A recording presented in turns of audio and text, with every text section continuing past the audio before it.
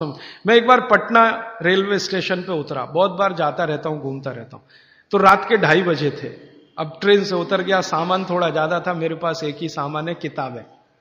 मेरे कपड़े तो 2 ही 3 है, बस किताब है। तो उठाए गट्ठर। अब कैसे उठाएं, तो कुली चाहिए भाई, तो ढूंढना शुरू किया तो एक ही कुली दिखाई दिया। मैंने कहा भाई जरा ले चलो बाहर तक।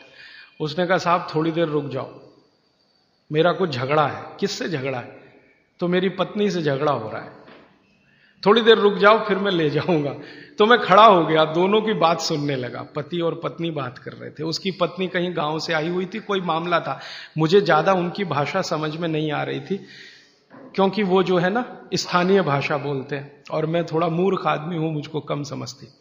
तो मैं सुन जरूर रहा था, झगड़ा चल रहा था। अंत में कुछ फैसला हुआ, और फैसला हुआ फिर उसने कहा चलो अब आपका सामान लेता हूं। तो मैंने जिज्ञासा से पूछ लिया भाई बात क्या थी? तो उसने कहा कुछ नहीं। मैंने कहा बता दो भाई। उसने कहा मेरे घर की बात है, आपको क्या बताऊं?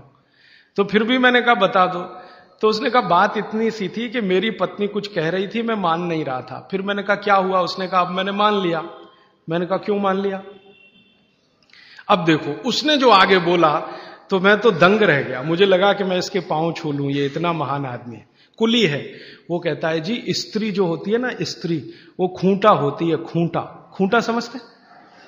हिंदी का शब्द है खूंटा। खूंटा जिससे हम गाय बांधते हैं, बैल बांधते हैं। वो कहते हैं स्त्री जो होती है खूंटा होती है, और इस खूंटे से पूरा घर बंधा रहता है। ये खूंटा उखड़ गया तो घर उखड़ जाता है।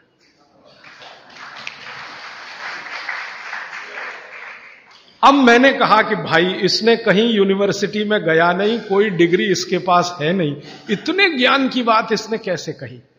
तो मैं पूछा तुम कहां रहते हो? तो उसने बताया वहां रहता हूं, कंकड़ बाग कोई जगह बताई थी, वहां रहता हूं, झोपड़ी में रहता हूं।